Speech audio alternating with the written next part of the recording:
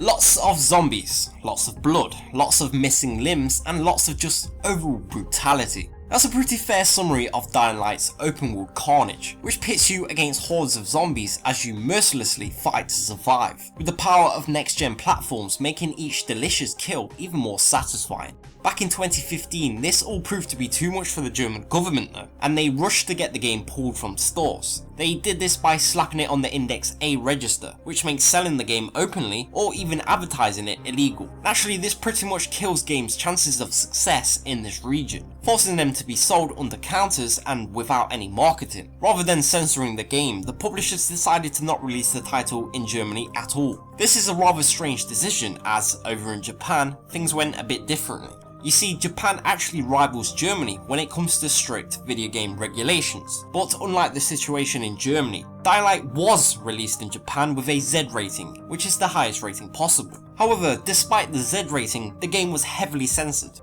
All blood was changed to a weird greenish colour, and whilst possible on zombie enemies, dismemberment was removed for all human opponents. This censorship saw a huge backlash over in Japan, with fans flooding the title's Amazon page with negative reviews in outrage. But then, in a move that surprised everyone, a mysterious patch came along from the developers that uncensored the blood colour and changed it back to red.